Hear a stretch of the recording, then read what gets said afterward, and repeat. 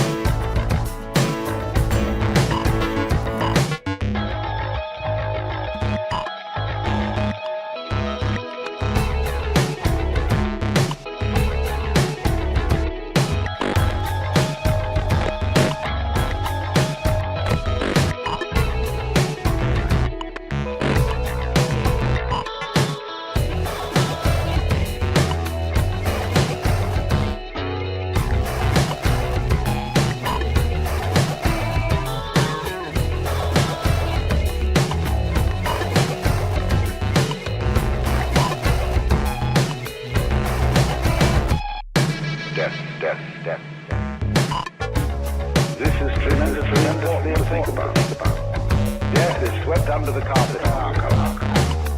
In the hospital, they try to keep you alive utter desperation. They won't know the mockery. Well, of course, we've made death foul with all kinds of ghouls. We've invented dreadful afterlives. I mean, the Christian version of heaven is as abominable as the Christian version of hell. Nobody in church forever.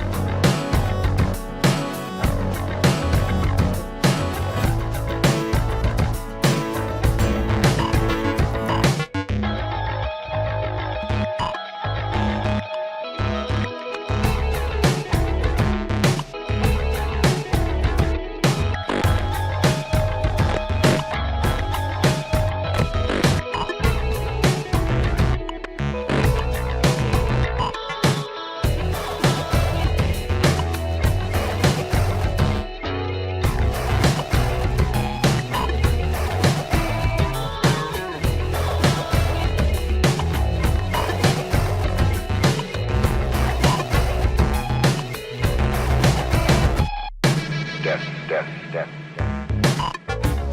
This is tremendously important to think about. Death is swept under the carpet in our country.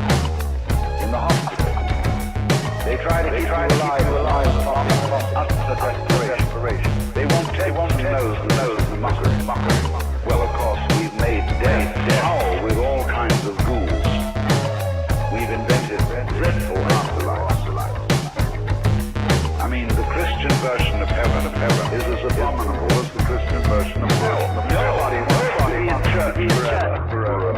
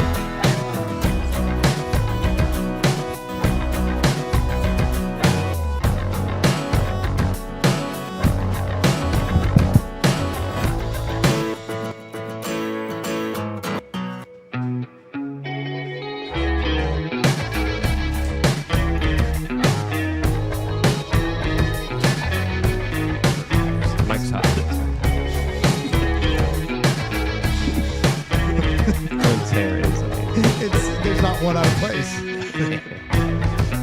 Not one in place either, but Mike's hot. 3, 2, 1. Roses, hearts, baby, hearts, fluffy, TikTok star, donut, soft, squishy. Hey, let me get on Corn, TikTok. butterfly, NPC. Let me get on TikTok with you. Just start dancing in the background, roses. Well, it looks like Clint got a part-time job. Good on for you. Welcome back, beautiful and amazing human beings. My name is Luke Radowski here of the bestpoliticalshow.com, and we are going to be going live for the next 2 hours talking about all the crazy latest breaking news happening right now, as of course there was just a major bill passed in Congress as the illegal immigration problem is getting crazier by the day, but don't worry.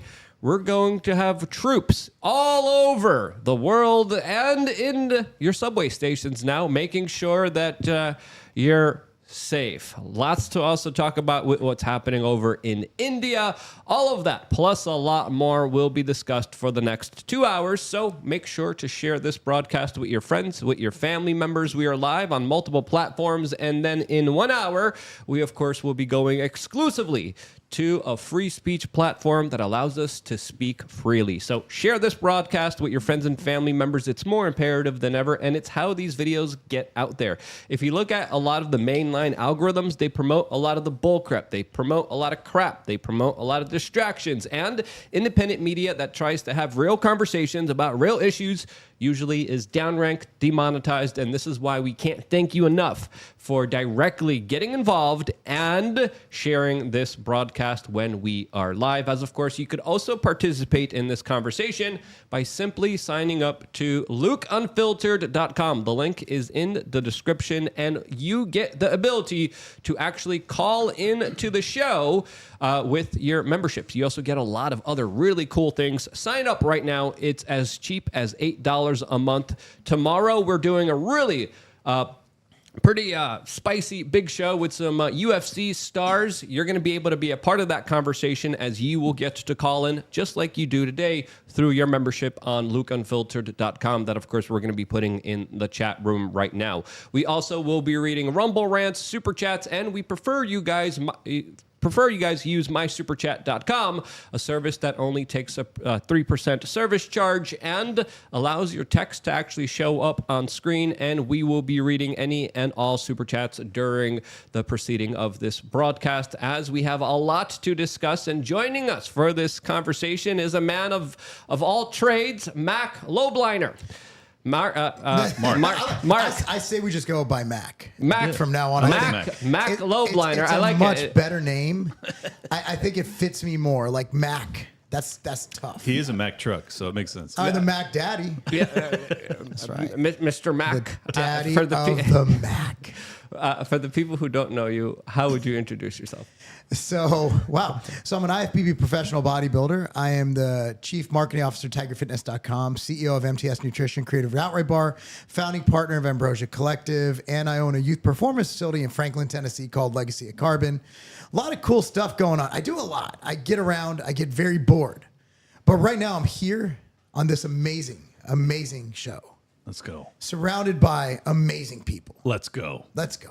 Absolutely. We spent the morning together talking about a lot of crazy stuff. We're going to be talking about a lot of more in-depth, kind of down the rabbit hole stuff, particularly when we go over to Rumble, where the show becomes a lot freer and a lot better. Right, Clint? It does. Clint Russell, host of Liberty Lockdown, co-host of the Best Political Show, as well as Tower Gang, which you should not watch, at Liberty Lockpod if you want to follow me. And I wanted to say thank you guys so much for sending us equipment for the show. We have the Amazon wish list, which has been about a quarter of the way fulfilled already, and we've only mentioned it in passing. So I really appreciate you guys. It's the only way that we can function. So thank you so much. We got stuff on the buttons. We have a great community, and you would know that if you showed up to the meetups that we do here in real life. Sorry, I did show up to the last one, just not the most recent one. Not the last For one. the record, I wasn't invited to this meetup, so I'm off the hook. You're excluded out of this. Oh, what the heck? Steph, have you been watching Liberty Lockdowns? No, not Liberty Lockdowns. Sorry, Tower Gangs. No, Good. I've divorced that show. Thank you. But I'm interested in your crew, but the show, I don't know. No, that's fine. I'm not joking when I say people shouldn't watch it. So you've made the right decision. I've Good never job. heard she divorced the show. Yeah, she That was is- married to it briefly. Oh, okay. Yeah, it's She was invested, and then she left abused. I'm moving to Battered. Liberty Lockdown. She left battered and abused. Liberty Lockdown is safe for you to watch. Tower Gang, very unsafe. I have don't do not it. watched it yet, but I'd love to check it out. All right, sounds good. You'll love After it. rewatching every single one of our episodes here on thebestpoliticalshow.com. That's right. I am Steph. WeAreChange. You can find me on Instagram. I am the button pusher. And you can find me on X at Steph WRC.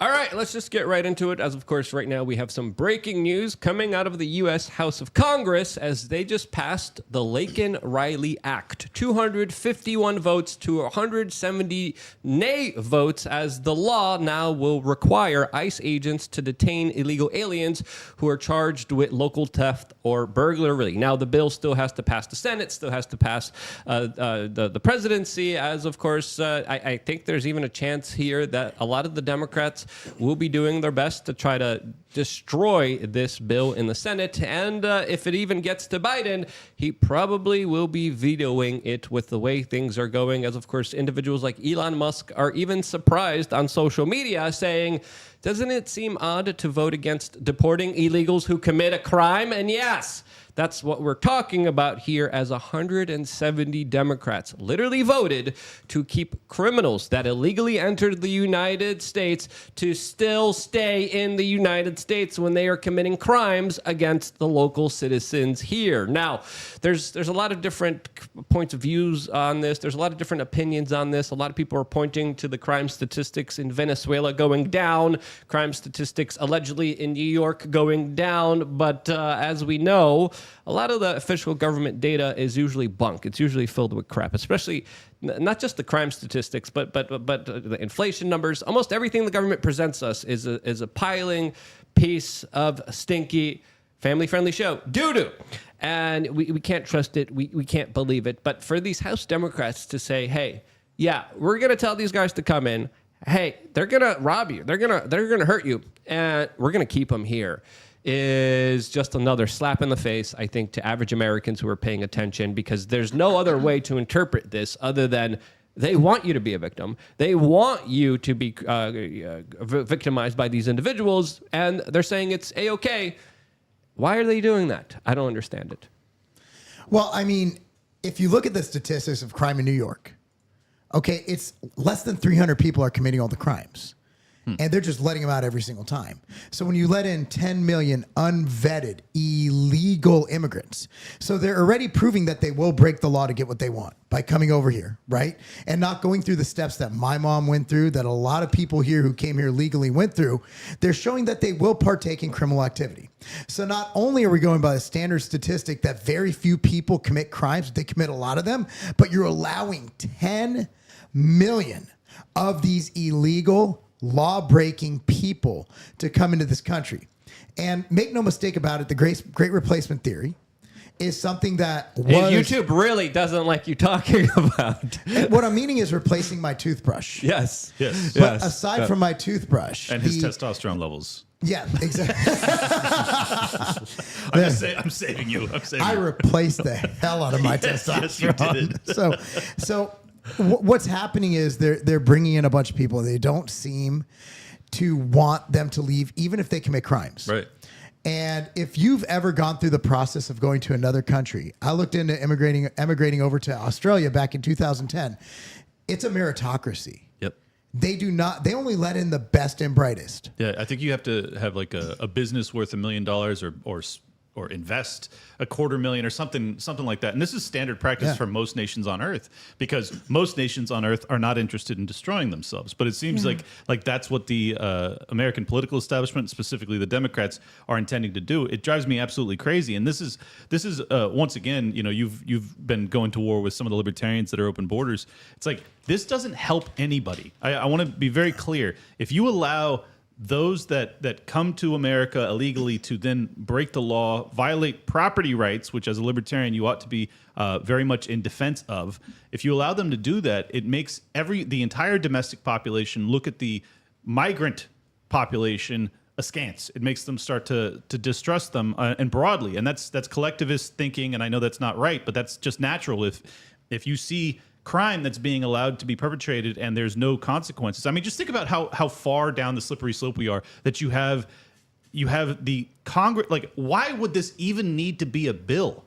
Like, if you come to this country illegally, number one, that should be a deportable offense. Now, two, you have people that are here illegally that are actually violating the property rights of American citizens, and they still, 170 Democrats, all of the Democrats said, No, that's fine. You get to stay. I mean, this is national. I can't say the word. It's national self-destruction. Clint, would you say that maybe it has to do with like human rights? Like, oh, they're here on a raft, and what can we do? Of course, that's the argument. That's the pro immigration argument, is that you want to offer a place of refuge to people that have struggled under tyranny abroad.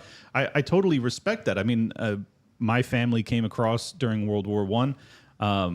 I appreciate that America gave me safe harbor, but that doesn't change the fact that you have to come here legally, as my family did. Now, the legal immigration process is absolutely in shambles, and that needs to be reformed dramatically, and it probably needs to increase the legal immigration process twofold, I would imagine. But then the illegal immigration side needs to be brought down as close to zero as possible. Mm-hmm. And if you do anything other than that, I honestly think that you're just dedicated to destroying this country under the pretenses of, I don't know, a bleeding heart. Well, you see this under a lot of very totalitarian leftist regimes. You see them being tolerant of crime. You see them saying, "Oh, yeah, we need criminal justice, jail reform. We need to let people." And why are they doing this? And you kind of got to question yourself. It's not for anyone's benefit. If you look at specifically violent crime, it's done by a very small population, and it's done reoccurringly by that very small population that does get kind of released, that there's a lot of recidivism in. And there's a story going around social media right now. I haven't had a lot of time to look at this, but a lot of people are talking about how Joe Rogan had a prison reform activist on, Sheldon Johnson, to discuss how unfair the U.S. justice system is. He was just out of serving a 25-year jail sentence, and today we're finding out that he was arrested after police found a severed head and limbless torso in his apartment.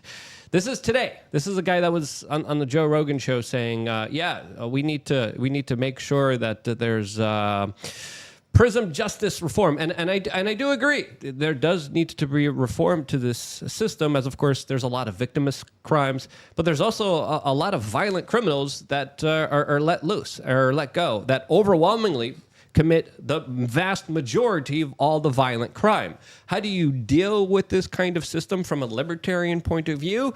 That's a hard question that I don't think there's an easy answer to. Well, I think it's fairly straightforward. You enforce property rights, and that includes your body. If you violate someone's property rights, or if you harm them physically, force, fraud, coercion, that's libertarian 101, and you ought to be imprisoning these people if they violate those things, especially those that are repeat offenders. This is absolutely self-destruction to not do so. And think about the problem, reaction, solution that's happening in New York right now. Because you have these, I can't say his name, the dude who funds a lot of DAs all over blue cities all across America. You have DAs that have been put in place. The fat gremlin guy that helped out the Germans in the 1930s. Yes. And is a billionaire now, and whose son is dating Hillary Clinton's left-hand lady. Huma Abedin. Yes. Not weird at all. Yeah, not weird at all. He also made a fortune off of breaking the pound in the 1980s, his first $1 billion. But anyways, so it seems like a lot of these billionaires, like the Rothschilds, make a lot of their money destroying currencies. It's weird, and right? money, That's what they do. You happen to be living through another one if you haven't figured that out yet. Yeah, it's almost as if it's maybe happening right now. Yes, it is. All right, so he puts into place these DAs, including Fannie Willis, I might add, who's responsible for now levying a $500 million fine against Donald Trump. Her focus is on going after personal, political enemies, and she's doing a pretty good job of that, going after Trump. But what is she also doing? She's not enforcing property rights. She's not enforcing vagrancy laws. She's not doing anything to actually address the homelessness crisis in their state, in their city. So now you have Hochul come out and she says, we're going to put National Guard troops, and we're going to have everybody, all the upstanding citizens that use the subway every day, we're going to have cops there as well as National Guard troops, basically a police state. and we're going to surveil you. We're going to have to check all of your bags. We have that story dealing- lined up. We have that story lined up and the video lined up as well because it's a major development It and is huge. something that has been happening also for a while now. We'll get into it in just a little bit, but I just to go back to the original topic of discussion, this bill that just passed the House. Again, it's probably going to be railroaded. It's probably going to be destroyed by the Senate. The Senate is absolutely awful. The House of Representatives has even surprised me with the stuff that they've been kind of doing, as they are the ones that are responsible for stopping a lot of the larger funding bills for Ukraine, Israel, and Taiwan. And the Senate is the kind of organization that wants to, of course, give the military-industrial complex a blank check here. So the House of Representatives doing this doesn't automatically make this law. This still has to go through many different kind of politicians that probably will do their best to water it down or to destroy it. The name of the bill, the Laken-Riley Act, is something important to note here, since what happened to Laken Riley, a very young individual who lost her life because of the actions of an illegal immigrant, is too gruesome to even share here on this family-friendly kind of broadcast here. It's absolutely awful what happened to her. But with these people voting, these House Democrats voting and saying, keep the criminals here, it's fine, don't worry about it. All the people who are victimized by this, all the people that are targeted, all the people who are hurt by this, you have the politicians that are now responsible for it. You have the politicians who are saying, don't worry about it, you're totally fine. And I think they're willing to wager this. I think they're willing to do this because they understand that with this larger immigration ploy, they're able to stay in power forever. And they're kind of weighing, we could stay in power forever.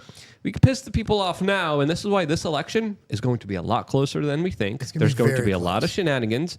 And if the Democrats win, I will barter that they will solidify their position of power for decades to come. And there won't be anything that could stop them. You're absolutely right. I mean, this is a situation, it's the most important election. Every election is the most important of our lifetime, but we've already seen what can happen in 4 years. We've already seen the problems that can occur from one election. And this has been the most critical time. Like we were talking about the economy earlier. I was just talking to one of my manufacturers, and he said a lot of companies he deal with, most of them are down 40, 50%. Wow. They're telling us this is the strongest economy, but we're not seeing that.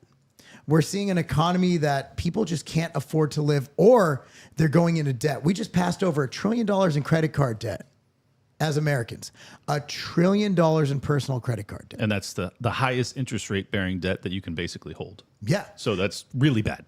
Yeah, it's at a situation where if you look at what they've done, the first act that they're blaming on Republicans for not passing, which was the Immigration Act, right, that happened to be just basically sending more money to Israel and Ukraine, yes, with a little bit of immigration thrown in there, which basically got rid of, it made it where they could just allow everybody in. It wasn't really controlling anything. Correct. If you read the bill. And now the Democrats are voting against deporting criminals who happen to be illegal immigrants. Those are the ones we don't want in here. Yeah. If I was a Democrat, I'd be like, what are my people doing? Yeah. But they seem to be lockstep. You want to know why? Because it's tribalism. They're a cult. They don't care about the issues. They don't care about the country. They just want to get along. They want to be a part of a group, and it's groupthink. Mm-hmm. Nobody can even, look, man, I'm not the biggest Trump fan. And I can tell you why, but we'll probably get demonetized. What happened in 2020? Sure. He lost me in 2020. Same. But at least we can call each other out on it. At least we can say, he was wrong, but yeah, he makes sense on these issues. But if you are lockstep in a Democrat, you're like, I don't like Trump. Cool. Why? I can tell you why I don't like Trump. They can't. None of them have any idea why Trump's a bad guy. If they have an answer, it's going to be predicated off of a bunch of out of context quotes and things like that. He's racist. Yeah. Oh no, Charlottesville. It's like, dude. Right. He's orange dude from 1930. Yes. Oompa With the Loompa. funny mustache. There's good people on both sides. They're not saying their best. Like all of the quotes that they bring up, but they don't ever bring up the fact that he was actually responsible for arming the Ukrainians, which I very much opposed, and ultimately very, very much helped expedite that invasion from Russia. There's obviously 2020. There's lots of things that Trump did that was bad. None of them are actually discussed by the Democrat voter base because they are strictly operating off of a psychological program from the mainstream media as well as the political elite. And to your point earlier, just really quick. Sure. When he armed Ukraine and gave them lethal weapons, and he made fun of Barack Obama for not having the kind of chutzpah to do it. The corporate media was like, yeah, he's very presidential. He bombed Syria. And they're like, yes, he's finally coming into his stride. He's finally getting things done. And I'm like, what? Are you kidding me? They never criticized him on the issues that matter, and then they destroyed any legitimate criticism of him by being absolutely hyperbolic, emotional, and having legitimate Trump derangement syndrome as they were making up fairy tales of ladies of the night releasing their bowels onto him in a Russian hotel room. Right. Why couldn't we talk about, the military-industrial complex, the big pharma agencies, and all these other corrupted institutions that essentially got a blank check under his administration as he tried to give out a $2,000 check to everyone with even bigger secretive corporate Federal Reserve bailouts that we weren't even privy to knowing about. For frick's sakes, that should have been the conversation.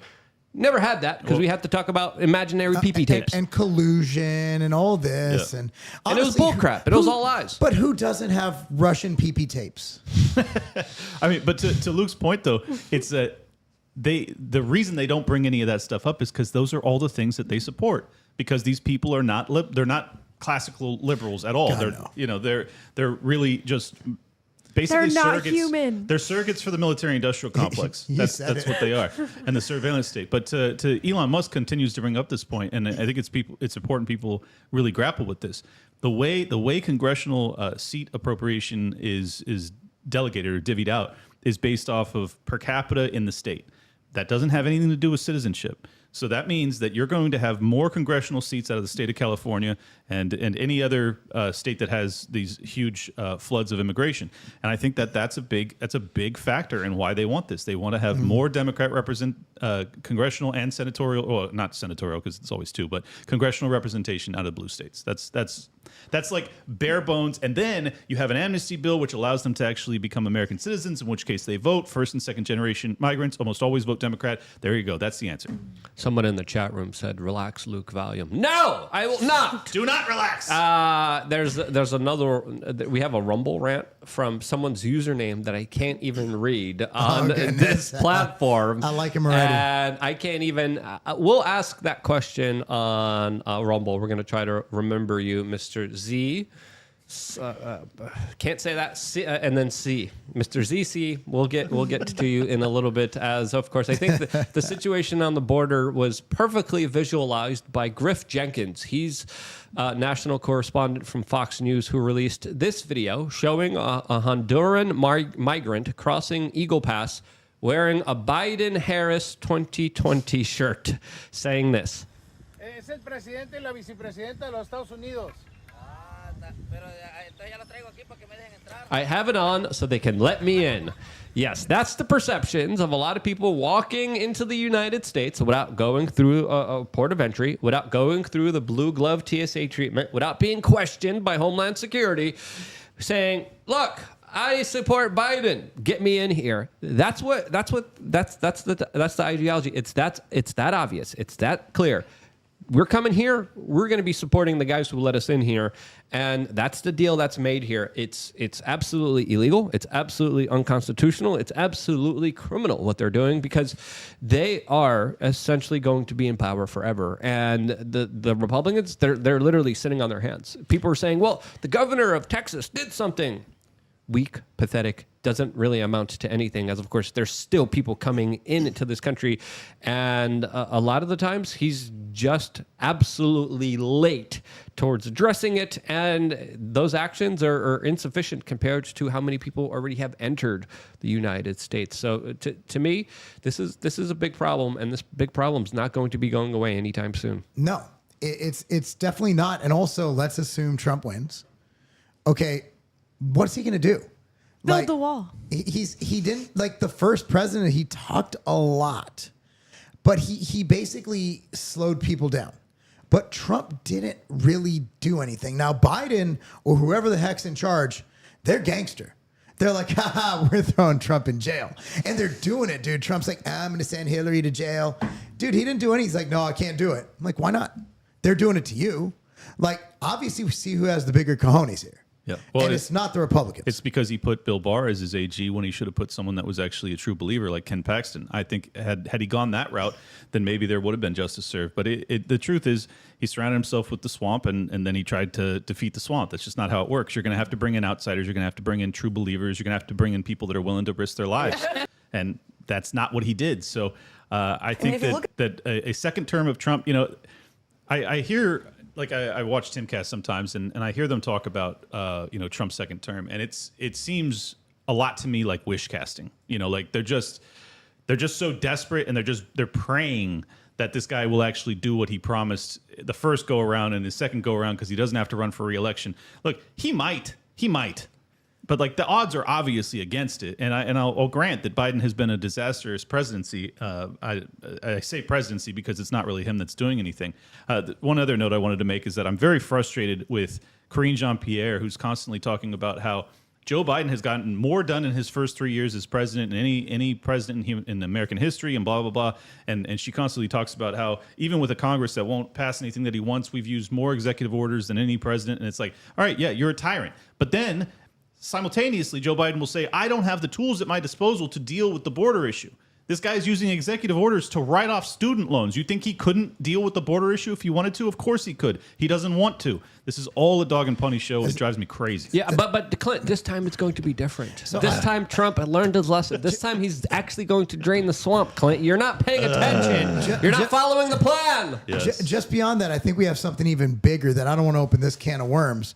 But we're at a point now where we're just ignoring the Supreme Court. Supreme Court's like, no student loan forgiveness. Biden's like, F you. Yep. I'm forgiving him. So, and also with the border, Texas, like, nah, we're shutting the border down. So what happens when there is no Supreme Court? Because right now, the laws they're going to pack it too. The laws don't matter. They don't matter. What matters is who has the guns. Yep. Am I allowed to say guns? No. Darn it. What matters is who has the biceps. I'm talking about biceps. Yes, strength, guns. Strength. What matters is who has the power. Yeah. And right now, we don't have power. We found out in 2020, we do not have power. What's really important is that it's not that the GOP doesn't have power. The American people don't have power. Even if you were to put in all Republicans, they would still be corporate shills. Like that's the real, like, I know that's like doomerist, black-pilled, very pessimistic talk, but I think it's important that we like grapple with the severity of the circumstances. What we're talking about is the US dollar perishing in the not too distant future, all predicated off of a proxy war against Russia that didn't have to happen, that was totally fomented by Victoria Nuland in the State Department, who just stepped down because they're going to put in another guy who's going to ultimately help exit Ukraine, just like they botched the exit out of Afghanistan, but they're just going to migrate into a war against Iran or a war against China. They never stop. They just bleed us dry, and then when the consequences are afoot and we're all befallen to them, they just migrate to the next psyop. And it's like the American people have to find some way of grappling with reality in real time and remembering what we've actually gone through. And I think this is why I'm so pessimistic about a second term with Trump, is that he is not being held to account by his own support group, by his own base when it comes to what happened in 2020. He doesn't talk about it. If he does talk about it, he talks about it as if it was a good thing. If he's not willing to deal with that, I just see no hope for the future. Well, they're both both sides are cults. Yeah. They're both. I mean, the difference is I do see the MAGA side. I see them actually differing in opinions on things. Yes. They're not as cultish. Yeah. But if you've ever gotten an 80 argument with someone with Donald Trump as their picture on Twitter or X, right, you're going to realize they don't got a full deck. Like they're not all there. Yeah. And they will argue that in 2020, they will argue, Trump didn't do that. 15 that days, was the Trump governor's. didn't That do was that. this. That was that. No, I was literally sitting at home watching him say, we're going to do 15 days. And you're like, oh, okay, well, let's see what happens. And then some governors like, nah. Right. Like Tennessee did like 5. We're like, dude, this is boring. Let's go out and die. and so I'd rather die than be stuck in here. I agree, man. Honestly, like, who wants to live that life? Well, a lot of people. That was what's You really still see concerning. it. You still see it. I know. Go to an airport. There's millions, and like there's probably 50 million people in America that are still genuinely afraid of COVID. Like how?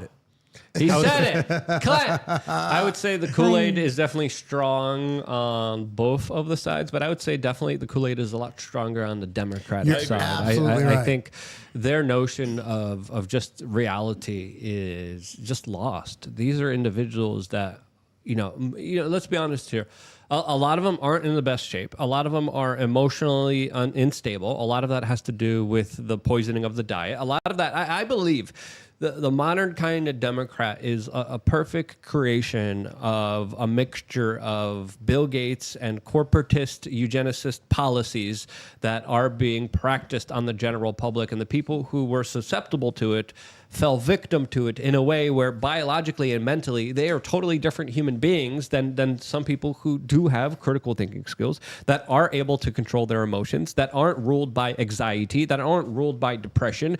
And this is why working out is so important. We're going to be talking about health with Mark here in a little bit on the other platform where we could actually talk about this type of stuff. But this is important. This is really important to kind of think about here, especially going into this election with a lot of Democratic voters being inundated to propaganda like this from MSNBC that was just recently mocking West Virginia residents for worrying about the border. I mean, if you look at some of these exit polls, I mean, I live in Virginia. Immigration was the number one issue. I mean, again, these could change in Virginia. Well, Virginia does have a border with West Virginia.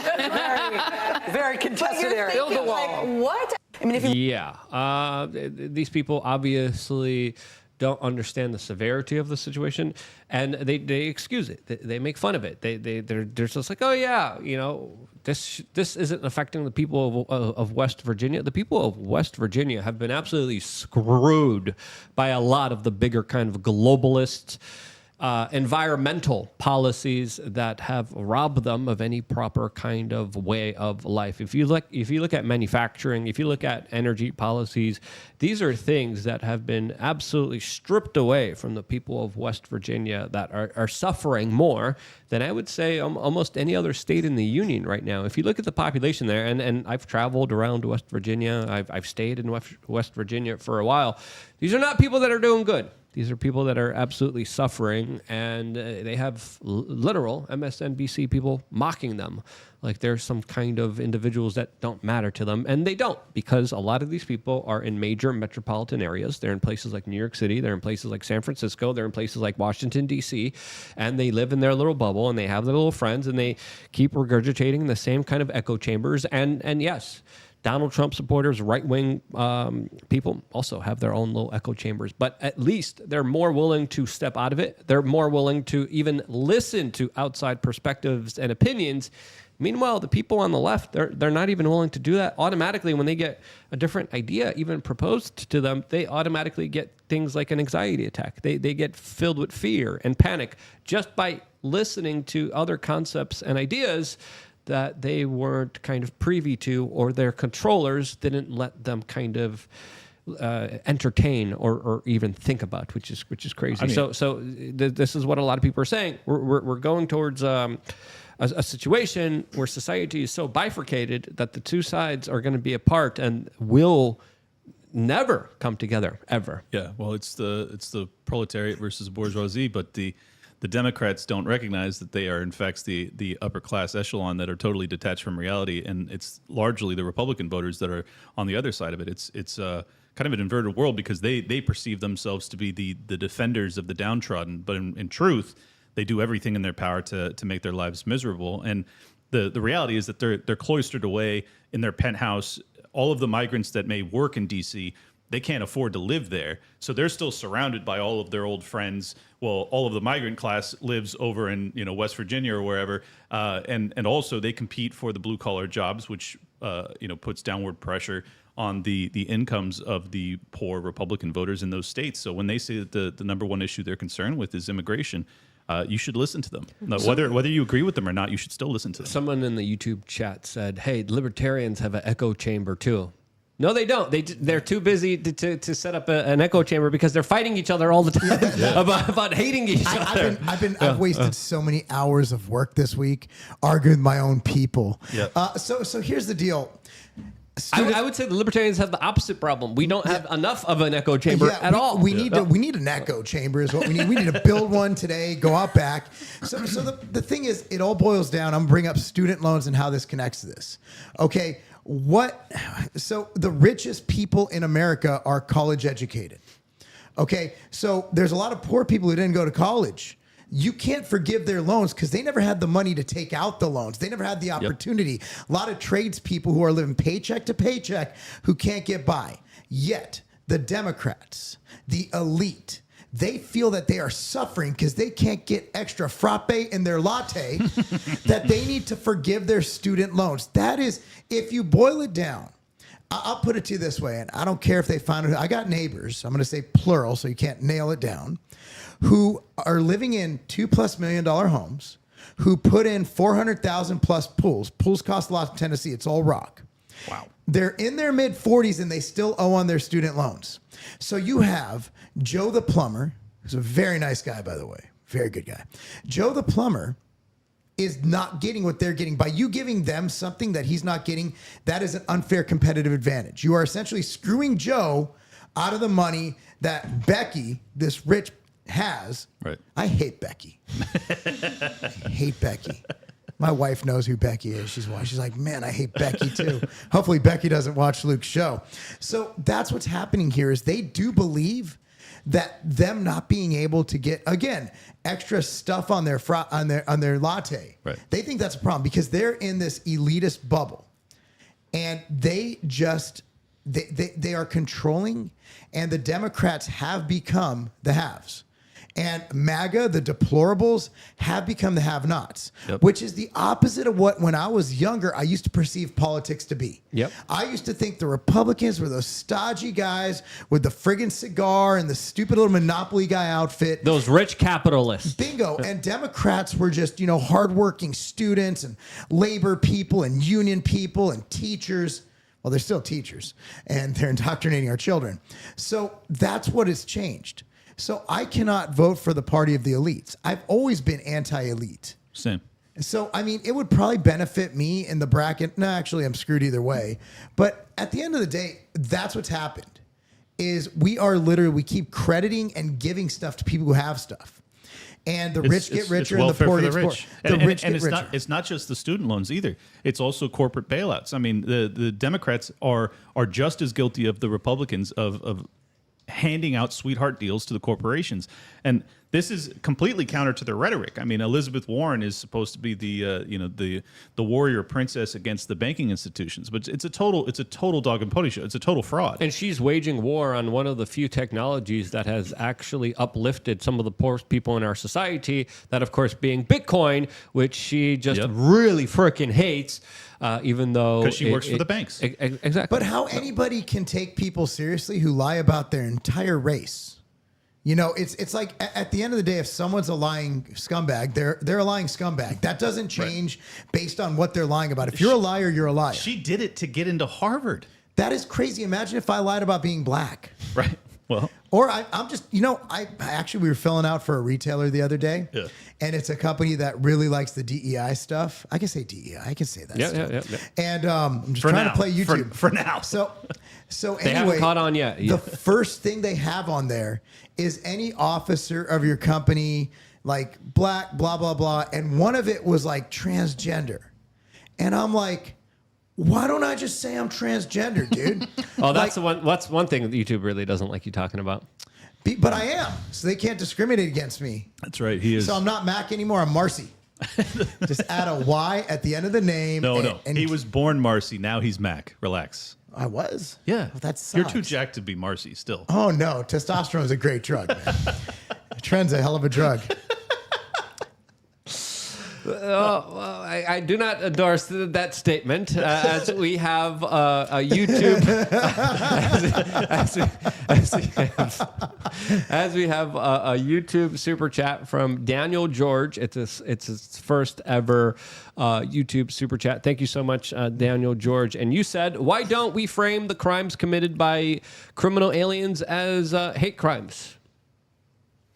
Well, because those are usually left for political opposition people who, of course, are targeted with that specific term in order to throw people in jail. Yeah, I'll answer for myself is that I don't support hate crime laws. I think that it's just basically an additional cudgel that's able to be lent to the state to bring down against political dissidents. And in this case, hate crime laws are almost always enforced against straight white men, and they are totally dismissed when it comes to other people of minority class that commit hate crimes against white people. Even if they say it out loud, it never gets enforced. So it's just a political tool. It's not about justice. And I think that if you violate someone, violently, the law should be strong enough already. I think all crimes are based on hatred. Usually, yeah. I mean, but luckily it doesn't affect me because I'm. Well, usually it involves fatherless homes, and it involves people not being able to control their impulses and emotions. And a lot of people's impulses and emotions are being manipulated by the food industry. We'll talk about that in a little bit when we go over to Rumble. But talking about some of the bleeding heart liberals and their love and care and consideration for migrants, we have this story from Fox News that is detailing how the Denver local government is pleading with its citizens and property owners to rent to migrant newcomers. Yes, the city is asking residents to house illegal migrants as they are now closing several shelters to save nearly $60 million. Who's going to be responsible for this burden? You are. But, Denver is filled with a lot of yuppies, a lot of liberals. Hey, take Juan there and put him on your couch. Why won't you do that? Why aren't you doing that, Becky? Well, Becky doesn't give a damn about them. Damn it. Well, at least they're high. Like they can just sit there and Yeah, smoke that's weed true. with Juan all day. That's true. And he probably grew Juan will bring it over to them. I was going to say, he probably grew the crop in Mexico, so this works out perfectly. It's very efficient. This is getting very close to being like I think it's the Third Amendment violation where you can't force people to quarter troops in your home. If the Brett Weinsteins of the world are correct, and that this is in fact a planned invasion, then that there's a fair argument to be made that is unconstitutional on the Third Amendment. They're level. not forcing, they're though. not They're forcing. pleading. Yeah. Well, yeah, pleading for now. When does Right. it become force? When Because think, they're pleading so that they can save money. It's too bad, and now figure it out. Well, let me be very clear, because in 2020 we already saw property owners that were forced to take in people. Now they were compensated for it by the state. This happened in California. This happened in New York. During the lockdowns, they made it so that the hotel businesses, which obviously had no customers because no one was traveling, they took the homeless population and they were compensated by the state to house those people. That is a property rights violation on many levels, because it's also taking taxpayer funds and handing it to these corporations that own these hotels. But it's also a property rights violation because you should never be able to mandate that you have to put anybody in your home, even if you're compensated. Put him in Becky's house and all the other Democratic politicians that have called for these policies that now we have to live with. Why don't we find a way to put them in a place that they can build something to give back to America? So you're like talking about they're gonna have to be here. like a camp. Yeah, right? yeah, Right? for Is that sure. what you're saying, Yeah, Steph? yeah, like corral labor them camp? in one place and make them do stuff, and then they're like, you know what? Maybe I'll stay home. so Steph turned total totalitarian. So we're advocating. It sounds good to me. We're advocating for slavery here. I think I'm on the right place. It's by choice. They want to try to come in illegally. We got some illegal stuff for them to do. You know, they do this in Libya now, right? And this made a comeback. And they're in an open air. It's a market. Did y'all see the story out of Massachusetts or Connecticut, one of those well-to-do states? And Massachusetts, and it showed a family that was using illegal it's migrants like- to do their cooking for them. But I get they cook for free. Yeah, and you like, wouldn't believe how good she is in the kitchen. The spices that she uses. Whoa. but again, that's that. There's these liberals are so brain dead and elitist at the same time. It's the most absurd thing I've ever seen. They repackaged slavery. How can we make slavery more marketable?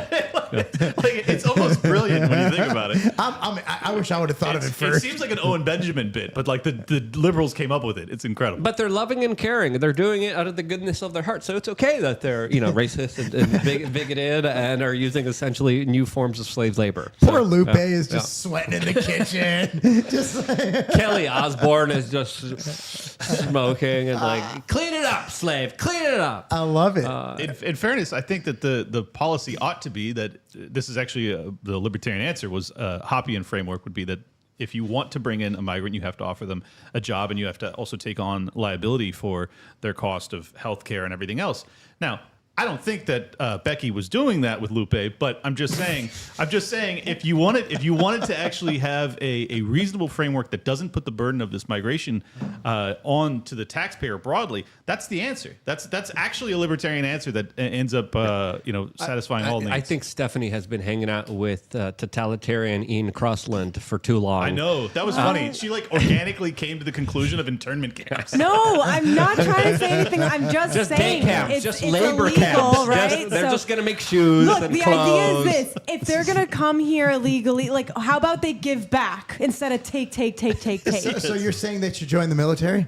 Because that's one of the pitches No, right now. I don't know. That also is a little fishy. I just think they should build something. Maybe they should build the wall. I love it. She brought it back to the wall. There you go. The big, beautiful wall. The biggest, most beautiful wall. If you do look at a lot of migrants who come into the United States, a lot of them who do assimilate, a lot of them who do become American citizens, are the ones who are also the ones that are the most stringent anti-immigrant. They're like, we got in, we're fine, we're good here. I'm in here. We don't need it anymore. We're okay. So that's a phenomenon that is really prevalent. Shout out to Ian Crossland. He usually has the big totalitarian takes. He's going to be visiting here soon as well, and then co-hosting the show. But I think Becky's not doing too well, as this economy is piss poor, and it's going to get a lot more piss poor from here as we have videos like this highlighting just the average everyday struggles of Americans that are being shared around all throughout social media, with the corporate media ignoring this, of course. Welcome to the real world. So girls, what have we learned about grocery shopping? I don't want to be an adult. I don't want to be adults. It takes me an hour worth of working, and I still can't even buy this. There's three. And it's 3 pieces of chicken. An hour of working doesn't buy me one thing of chicken at all. I'd be lucky if I got 2. All that, ladies and gentlemen, and everyone else, that is called Bidenomics. Best economy of all time. Bidenomics, and we are very proud of Bidenomics. These people are sociopathic. These people are freaking crazy, and these people are literally creating hellish situations that are impoverishing so many freaking people. And this is what Joe Biden is going to be standing behind today during his State of the Union address. How can you spin this? How can you manipulate this? As of course, if you look at his policies, what's one thing? There used to be things that they used to do that was like, okay, he did this, but then he did that. There's nothing. I can't think of one thing that Biden did that I could look at and be like, yeah, that's actually pretty reasonable. Is there anything you guys could see? From his electorate's perspective, the student loan thing is enormous. I mean, did that go through? Yes. Is that? I mean, Ian Crossland explained it on our show, or on. Oh, okay, yeah, I think it was on our show yeah. that he had his loans written off. So it's like that happened to I don't know how many people, but a ton. So for them, because almost everyone that is a Democrat that's younger goes to college, they all get into student debt, and the fact that he forgave that, I think that regardless of how horrific the economic circumstances are otherwise, that will be enough for them. Yeah, it's so nothing good has been done. You can't including that, by the way. Yeah, that is very bad. The problem is human condition is to look out for yourself. So, I'm not going to turn down free money from the government. I'm going to go, no, I refuse. Right. So you have someone like me who's been saving his whole life, worked his butt off. I'm paying every dime of my daughter's college as she goes through. And it's expensive as heck. Yep. It is so expensive. But it's my responsibility to do it. So you have someone else who didn't make the sacrifices I make, went out every day, maybe bought a nicer car. And they get that, oh, boom, you just get rewarded for bad behavior. That's what we're doing. But they're just buying votes at this point. And the economy 100%. sucks. The economy is terrible. I don't care what they say. I'm in multiple industries. I own everything from a clothing company to a nutrition company to gyms. The economy sucks. People can't afford gym memberships. They can't afford clothes.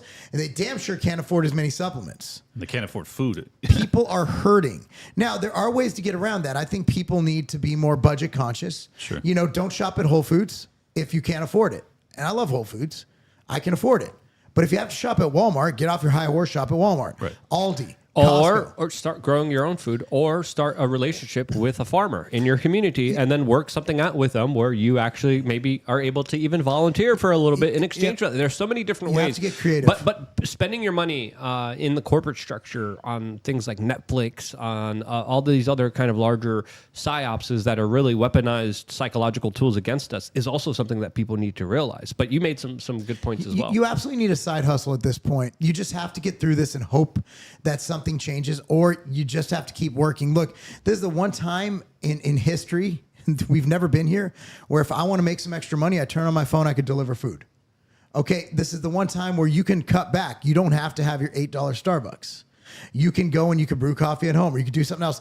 So people just have to be conscientious of what they're doing and hope that things come back. The one thing I will say the economy has done positively, the market is crazy right now. Real estate, you mean? Oh no, I'm talking about this your 401ks. Stocks, yeah. Your all-time high. Your S&P is through the roof. Yeah. But that's dangerous. very dangerous. You got to understand too. I think it's over 80% of people that have no exposure to the stock market or something like that.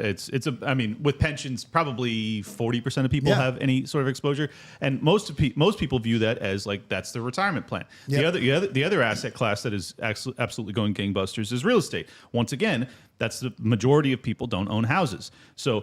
This is widening the haves versus have-nots divide, and this is all predicated off of fiat currency. This is all predicated off of the printing press and interest rate manipulation. Those that got on the borrower train and applied it towards student loans, they were left in the dust. Those that got on the borrower train and applied it towards real estate, or they used leverage in the stock market, they've all benefited tremendously. But you got to understand too, there is no justifiable, true economic principle that would explain why the stock market would accelerate to all-time highs through a global pandemic. The only answer for that, let me make it very explicit, the only answer for that is the printing press and trillions of dollars and interest rate manipulation. That's the only reason. 100%. Otherwise, you lock down the effing global economy, the stock market should go into the tank. It did not, because Donald Trump and the Republican Congress voted through the largest spending bill in human history. The reason you can't afford groceries, well, the S&P 500 is at all-time highs, is because of that, and that's terrible. And he doesn't own any of that responsibility, and it drives me absolutely nuts. All the secret Federal Reserve bailouts that no one was really paying attention to at all, that we still don't know the larger kind of amount of money that was literally printed out of thin freaking air. Now, this is an economy that Biden is still propping up. During an election year, we always see the kind of political party do everything they can to keep the economy up and going. After a presidential election, it's usually when it goes down. How down do you think it will go after this election? Because the prospects for this economy aren't good. And for me, it highlights a road of total destruction for everyone. I don't think we're going to be in good shape.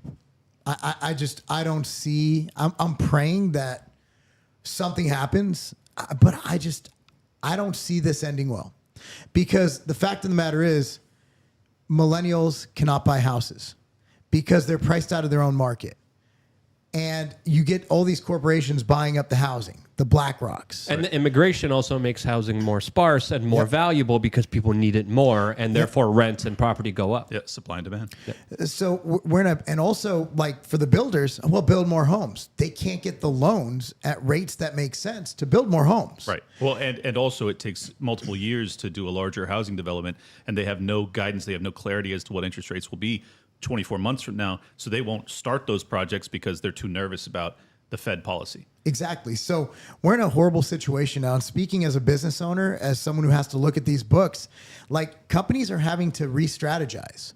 Companies that buy other companies, they don't actually go, hey, we have like 10 million in the bank, let's go buy this company. No, they leverage their assets and they borrow from the bank based on leveraging their assets. And then they buy this, and hopefully the growth of the company they bought outpaces the interest of the money they borrowed. Right. For those who don't, I'm just trying to be as explicit that as made possible. perfect sense. So companies that used to keep the economy going by buying other companies and growing these companies and growing these brands, employing people, they're unable to do that. Yep.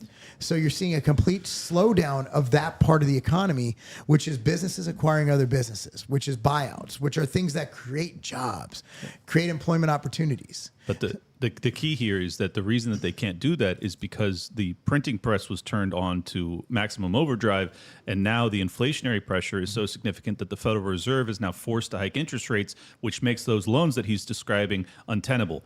Once you see that start to happen across the corporate environment, it usually trickles down into the housing environment. Then you start to see, you're already seeing actually a year ago now, you saw regional banks that were going bankrupt. The bailout program was supposed to sunset in 12 months. That was this past month.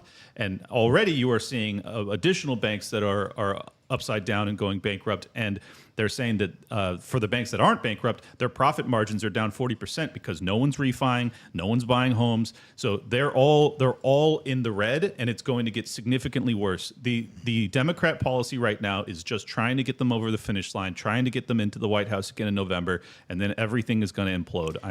That's my honest prediction. And then you're going to see a huge decline in retail, because you're not going to be able to afford the B2B. You got to cut out the middleman. So you're going to see a huge concentration in D2C sales and Amazon. And you're also going to see automation, because to keep an employee for the minimum wage hikes too. I mean, think about this. They're doing all this. The economy's dropping. Inflation's through the roof. Now they want to raise minimum wage. And you expect people to stay in business? Niche stores, niche markets, like let's say vitamin stores or clothing stores, they're gone. Yep. They're gone. So you're going to see a huge employment gap where people won't be able to work. You have AI, you have Amazon automating things. It sounds grim, but it's happening. Well, and company, if worse. you own a business right now, I'm imploring you to explore recalibrating your business. Lean. To be as lean as possible right now, to go more of a direct-to-consumer model and utilize Amazon. Because Amazon is automating and they're going to survive just fine. And they can get you products same day, most areas now. So I know we don't like talking about, but if you're looking at personal survival, D2C and Amazon. I agree. And this is where it gets really bad, though. The banking institutions, which are already in the red, what he's describing is all of the mom and pops. These businesses that have storefronts are in commercial real estate. Commercial real estate has already had a bloody nose. If you see more small businesses go under, you're not going to see, there is not enough corporate businesses to refill and become the tenants in those properties. So that means that you have a massive amount of commercial real estate that will stay vacant forever. And if that happens, that means supply and demand. There's going to be a way higher amount of supply of commercial real estate and not nearly enough demand. That means prices have to come down to meet equilibrium. When that happens, the banks are absolutely obliterated because they have so much debt that's being carried on those properties. Yeah. So how do you guys really feel? Well, by the way, man, that was great. Talk about a sunny, optimistic perspective there. But here's the thing. These are conversations as business owners you need to have with your boards. Yeah. You need to sit down. You need to do a real SWOT analysis, which is strength, weaknesses, opportunity, threat. Right. And right now the threats are through the roof. And they're always through the roof on election years, but we're dealing with a situation like we've never seen before. And you're seeing a recalibration. You're seeing... We haven't even mentioned World War III. Like this, it gets a lot darker potentially. Well, potentially, I'm hoping that with the correct voting, that we can avoid that. Right now, the regime who's in charge right now, I'm not trusting in their ability to avoid war. In fact, I think they kind of want it. I agree, and that's scary because if you look at World War II or talk to someone, they're still alive who has lived through the Depression. It's not good, guys. Like you're going to be rationed. It's going to be terrible. We do not need this. And that's why when people like me and you and Luke, we talked about Ukraine, it's not because we're heartless bastards. It's because we understand the ramifications. We've read enough history to know that if this goes down, dude, nobody wins. Nobody. Yeah, the people talking about civil strife in this country and making it come to blows have no idea what they're talking about, especially when it comes to actual war, actual physical conflict, and just how absolutely devastating it is, not just on the psyche, but the physical, mental, and well-being of an entire nation and country. What's happening in Ukraine is dangerous because, again, the Ukrainians are losing. Everyone knew that they were going to lose. They were still propped up by these deranged lunatics like Victoria Nuland that deserve to be literally put in jail for their crimes. And when you have a situation when you're losing, desperate situations call for desperate actions. And what I'm personally worried about is an egregious action that could spark up tensions internationally, globally, that could be engineered. And it wouldn't be out of the realm of possibilities with the stakes that are, at play here. Every day we risk it. Every single day. And it could happen by a mistake. It could happen by one soldier just like not paying attention, going into a different territory, being confused, and hey, anything and everything could happen at any moment. That's why if you have any prosperity, if you have anything good in your life, appreciate it now. We're gonna go over to Rumble where we could finally speak freely. If you're watching, This is tough, man. on all these other platforms, hey, you and me both. I'm here freaking steering the ship. All right. He said the C word. I know. I didn't challenge anything when it comes to WHO guidelines. We're gonna have to add 5 minutes to that tasering. 4 hours, 5 minutes. 5 minutes. I simply just came out of the closet, right? That's all I did. Yeah. You transitioned. It was so brave. I hope that keeps us safe. From Macy to Mac, so that should equal out the equilibrium It's for Marcy. For Clint's transgressions.